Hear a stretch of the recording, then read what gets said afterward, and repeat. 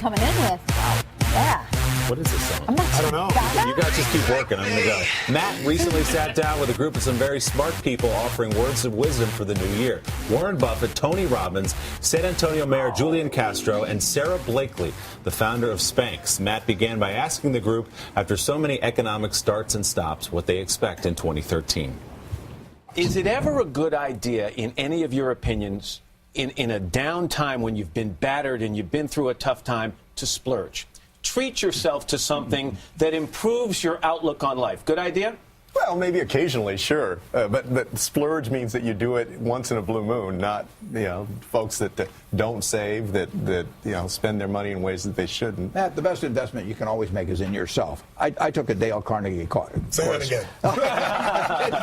It cost me $100 when I was 20. It changed my life in a big way. I mean, before that, I could not speak in public. I was a total disaster. And it gave me the chance. I was going to go sell stocks, and I knew I had to be able to talk to people. And so anytime you can invest in yourself, you'll get a payoff, 1,000 for one. That's an amazing piece of advice, especially for the coming year. Have you done something like that? The first thing that popped into my mind is when I could not really afford it, I splurged on a nice watch when I was selling fax machines door to door, and that watch became my symbol to myself that where I was headed.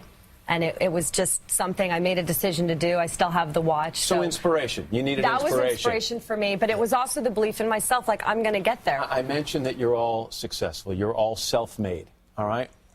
Was the drive to succeed in your DNA, or did you find it somewhere else? How about you, Mr. Buffett? I think it was, but I was encouraged by my father. I think if I'd had a different set of parents, it might have been different. But I always liked to do business. I like to buy. When I was 5 years old, I'd buy 6 Cokes from my grandfather's grocery store for $0.25 and sell them for a nickel each. And maybe I can sell you something today.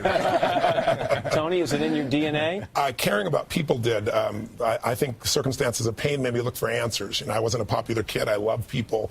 But I was a kid that would go bake cookies, believe it or not, as a guy, and take them to the grocery store and take care of the people. I was the oldest of 3 and had a lot of responsibility. But it made me want to find answers, like what makes the difference in people's lives, and I became obsessed with it. Sarah?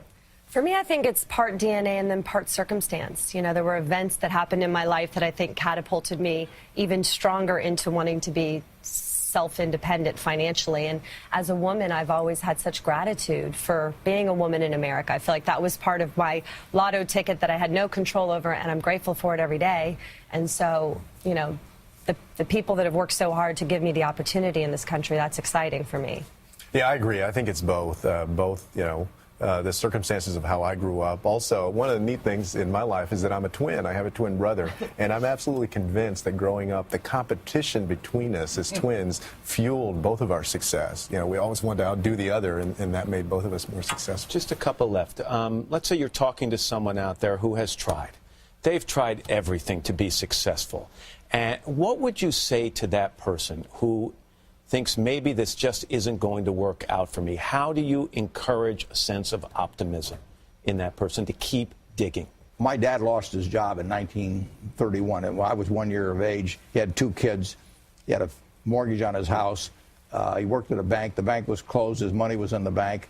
And he just started a company. He didn't have anything else to do. And for a year or two, it was tough. But America comes back, and you're riding with the tide in this country, and you keep plowing ahead. Who you spend time with is who you become. And getting yourself in proximity with people that are succeeding, even if you have to work for free for somebody, get in the environment around them, it rubs off on you. You begin to think like they think. You begin to see what the opportunities are. One of the challenges in our country is when people are really doing poorly, we put them together in an environment with other people who are doing poorly, and we wonder why they don't get better. For me, I, at a very rough time in my life, sat down and became very specific about writing down, what am I good at? What do I know how to do? And one of the things on my list was sales, and I'd been selling fax machines door to door.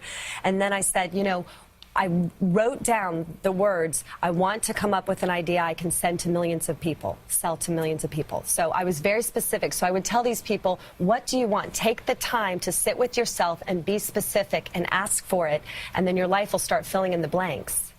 I'd say that if you take the time and the energy to invest in yourself in all the different ways that you can, and you keep knocking on the door, I think everyone would agree that eventually that the door gets opened. Maybe it's not the biggest door in the world that you see right away, but a small door.